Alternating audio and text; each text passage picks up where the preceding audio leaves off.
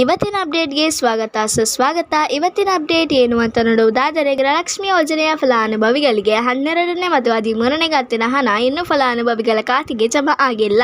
ಇಲ್ಲಿಯವರೆಗೆ ಫಲಾನುಭವಿಗಳಿಗೆ 11ನೇ ಕಂತಿನವರೆಗೆ ಹಣ ಜಮಾ ಆಗಿದೆ. ಗ್ಯಾರಂಟಿ ಫಲಾನುಭವಿಗಳಿಗೆ ಶಾಕ್ ಮೇಲೆ ಶಾಕ್ ಕೊಡುವಂತಹ ಕೆಲಸವನ್ನು ಮಾಡುತ್ತಿದೆ ಸರ್ಕಾರ. ಅದಕ್ಕಿಂತ ಮುಂಚೆ ಯಾರು ನಮ್ಮ ಚಾನಲ್ಗೆ ಸಬ್ಸ್ಕ್ರೈಬ್ ಮಾಡದೆ ನೋಡುತ್ತಿದ್ದಾರೋ ಪ್ಲೀಸ್ ನಮ್ಮ ಚಾನಲ್ಗೆ ಸಬ್ಸ್ಕ್ರೈಬ್ ಮಾಡುವುದನ್ನು ಮರೆಯಬೇಡಿ. ಇದಕ್ಕಿಂತ ಮುಂಚೆ ಯಾರು ನಮ್ಮ ಚಾನಲ್ಗೆ ಸಬ್ಸ್ಕ್ರೈಬ್ ಮಾಡಿದ್ದೀರೋ ಅವರಿಗೆ ನನ್ನ ತುಂಬ ಹೃದಯದ ಧನ್ಯವಾದಗಳು. ಒಂದು ಕಡೆ ಗೃಹಲಕ್ಷ್ಮಿ ಯೋಜನೆಯ ಫಲಾನುಭವಿಗಳು 12ನೇ ಮತ್ತು 13ನೇ ಕಂತಿನ ಹಣಕ್ಕೆ ಕಾಯುತ್ತಾನೆ ಇದ್ದಾರೆ. ಇನ್ನೊಂದು ಕಡೆ ಅನ್ನಭಾಗ್ಯ ಯೋಜನೆಯ ಉಚಿತ ಅಕ್ಕಿ ಹಣ ಇನ್ನೂ ಕೂಡ ಫಲಾನುಭವಿಗಳ ಖಾತೆಗೆ ಜಮಾ ಆಗಿಲ್ಲ. ಒಟ್ಟಿನಲ್ಲಿ ಹೇಳುವುದಾದರೆ ಸರ್ಕಾರವು ಬಿಗ್ ಶಾಕ್ ಮೇಲೆ ಶಾಕ್ ಕೊಡುತ್ತಾನೆ ಇದೆ. ಕಾಂಗ್ರೆಸ್ ಈ 5 ಗ್ಯಾರಂಟಿ ಯೋಜನೆಗಳಲ್ಲಿ ಪ್ರತಿ ತಿಂಗಳು ಗೃಹಲಕ್ಷ್ಮಿಯ ಫಲಾನುಭವಿಗಳಿಗೆ ನಿಯಮಿತವಾಗಿ ಏನೇನು ಯೋಚಿತವಾಗಿ ಕೊಡಬೇಕಿತ್ತು ಆ ಕೆಲಸವನ್ನು ನಾವು ಮಾಡುತ್ತೇವೆ ಅಂತ ಭರವಸೆ ಮಾತನ್ನು ಕೊಟ್ಟಿದೆ.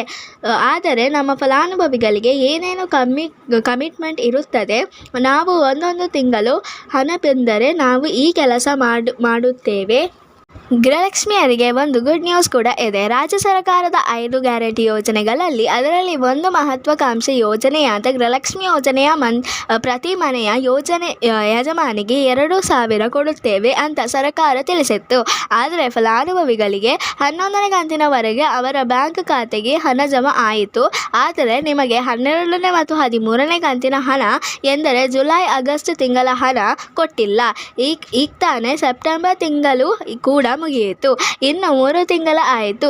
ಇನ್ನೂ ಕೂಡ ಫಲಾನುಭವಿಗಳ ಖಾತೆಗೆ ಇನ್ನೂ ಕೂಡ ಹಣ ಜಮಾ ಆಗಿಲ್ಲ. ಇದು ಯಾಕೆಂದರೆ ನಮ್ಮ ಮಹಿಳಾ ಮತ್ತು ಮಕ್ಕಳ ಕಲ್ಯಾಣ ಇಲಾಖೆಯ ಸಚಿವೆ ಲಕ್ಷ್ಮೀ ಹೆಬ್ಬಾಳ್ಕರ್ ಮೇಡಮ್ ತಿಳಿಸಿದ್ರು, ಇನ್ನೂ ಕೂಡ ಹಣಕಾಸು ಇಲಾಖೆಯಿಂದ ಹಣ ಬಿಡುಗಡೆ ಆಗಿಲ್ಲ. ಇನ್ನೊಂದು ಕಡೆ ಮಹಿಳೆಯರು ಆಕ್ರೋಶ ವ್ಯಕ್ತಪಡಿಸುತ್ತಿದ್ದಾರೆ.